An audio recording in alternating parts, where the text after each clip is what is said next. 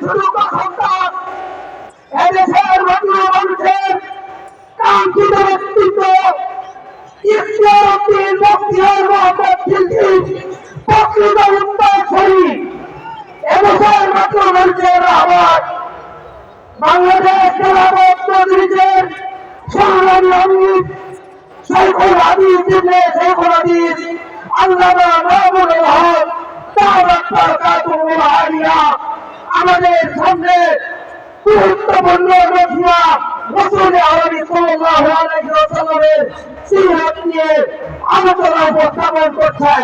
হযরতকে তার মূল্যবান উপস্থাপন করার জন্য বিনয়ের সাথে অনুরোধ করছি।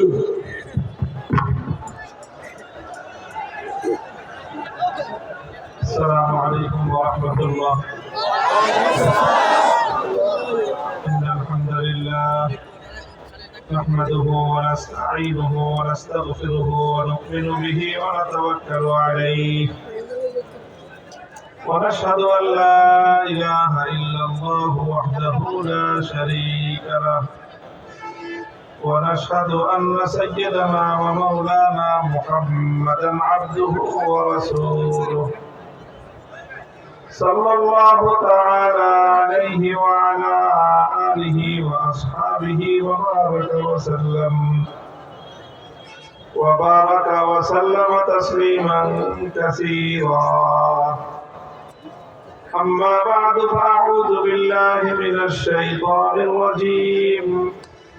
بسم الله الرحمن الرحيم. هو الذي بعث في الأميين رسولا منهم يتلو عليهم آياته ويزكيهم ويعلمهم الكتاب والحكمة وإن كانوا من قبل لفي ضلال مبين. بارك الله لنا ولكم في القرآن العظيم ونفعنا وإياكم بالآيات والذكر الحكيم. اللهم صل على محمد وعلى آل محمد كما صليت على إبراهيم وعلى آل إبراهيم إنك حميد مجيد. اللهم بارك على محمد وعلى آل محمد كما باركت على إبراهيم وعلى آل إبراهيم إنك حميد مجيد.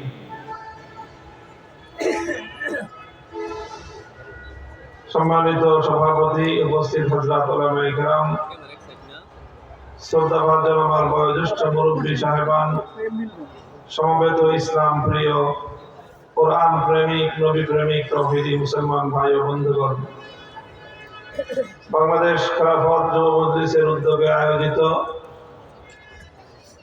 আজকের এই পবিত্র সিরাতুন নবী সাল্লাল্লাহু আলাইহি ওয়াসাল্লাম মাহফিলে আল্লাহ পাক রব্বুল আলামিন আমাদেরকে উপস্থিত হওয়ার তৌফিক দিয়েছেন। উলামায়ে কেরামের কাছ থেকে সিরাতুন নবী সাল্লাল্লাহু আলাইহি ওয়াসাল্লাম সম্পর্কে মূল্যবান আলোচনা শুনবার সুযোগ করে দিয়েছেন রব্বে করিমের বড়ই মেহেরবানি। এই জন্য আল্লাহ রাব্বুল আলামিনের দরবারে কালিমাতুশ শুকরের হাদিয়া পেশ করে আলহামদুলিল্লাহ। আমি আপনাদের সম্মুখে রাসূল আকরাম সাল্লাল্লাহু আলাইহি ওয়াসাল্লামের জীবন এবং তার জীবনের কর্মসূচি, জীবনের কার্যক্রম, আল্লাহর নবীর সিরাত সম্পর্কে পবিত্র কোরআনে কারীমে আল্লাহর পক্ষ থেকে নাযিলকৃত একটি আয়াত তেলাওয়াত করেছি সূরাতুল জুমআ থেকে। উল্লেখিত আয়াতের মধ্যে আল্লাহ পাক রব্বুল আলামিন আল্লাহর পক্ষ থেকে প্রেরিত আমাদের নবীর জীবনের মৌলিক কাজ কর্মসূচি সম্পর্কে একটা সংক্ষিপ্ত আলোকপাত আল্লাহ করেছেন। সংক্ষিপ্ত হলেও অত্যন্ত মৌলিক আলোচনা। আমরা জানি নবী আকরাম সাল্লাল্লাহু আলাইহি ওয়াসাল্লাম যেই যুগে যেই সমাজে প্রেরিত হয়েছিলেন, সেই যুগ এবং সেই সমাজটা কোনো ভালো সুন্দর কোনো সমাজ ছিল না। সেই যুগটা অত্যন্ত ভয়াবহ এবং নৃশংস এক যুগ ছিল। ইতিহাসে সেই যুগটাকে বলা হয় আইয়ামে জাহেলিয়া, বর্বরতার যুগ, অন্ধকার যুগ, হিংস্রতার যুগ। যত খারাপ অভিধা দেওয়া যায় সমস্ত খারাপ অভিধায় অভিহিত ছিল সেই সময়ের যুগগুলো। সেই সময়ের মানুষ ইতিহাসের নিকৃষ্টতম মানুষে পরিণত হয়েছিল। সেই বর্বর যুগের নিকৃষ্ট মানুষ, আর তার উপর আরব বেদুইনদের সময় না ছিল তাদের মধ্যে কোনো শিক্ষা, না ছিল কোনো সভ্যতা। এরকম একটা জাতির কাছে আল্লাহ নবী প্রেরিত হয়েছিলেন। মাত্র 23 বছর তিনি এমন কিছু কাজ করেছিলেন যেই কাজের মাধ্যমে আল্লাহ নবী এমন একটা জাতি, এমন একটা সমাজ গঠন করতে সক্ষম হয়েছিলেন, যেই যুগের পরিবর্তন তিনি করতে সক্ষম হয়েছিলেন। যেটা ছিল জাহেলিয়াতের যুগ, যেটা ছিল বর্বরতার যুগ, সেই যুগটা পৃথিবীর ইতিহাসের স্বর্ণযুগে পরিণত হয়ে গেল। যে মানুষগুলো সবচেয়ে বর্বর মানুষ ছিল, সেই মানুষগুলো পৃথিবীর ইতিহাসের সবচেয়ে সুন্দর সোনার সফল মানুষে পরিণত হয়ে গেল। আজও পর্যন্ত পৃথিবী সেই মানুষগুলোর কথা স্মরণ করে এবং সেরকম সোনার মানুষ পৃথিবীতে আর কোনোদিন আসবে না।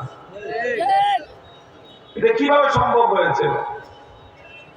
রাসূল আকরাম সাল্লাল্লাহু আলাইহি ওয়াসাল্লাম এই আমূল পরিবর্তন কেমন ভাবে সাধন করেছিলেন, এটা আজ আমাদের জানার প্রয়োজন। কারণ আজ এখন আমরা যে যুগে বসবাস করছি, এটাও একটা জাহেলিয়াতের যুগ, এটা একটা বর্বরতার যুগ। সেই যুগের জাহেলিয়াতের সাথে আজকের যুগের জাহেলিয়াতের পার্থক্য হলো এই, সে যুগের জাহেলিয়াত ছিল প্রাচীন কালের জাহেলিয়াত, আর আজকের জাহেলিয়াত হলো আধুনিক যুগের জাহেলিয়াত। সেই জাহেলিয়াতটা ছিল শুধুমাত্র প্রাচীন যুগের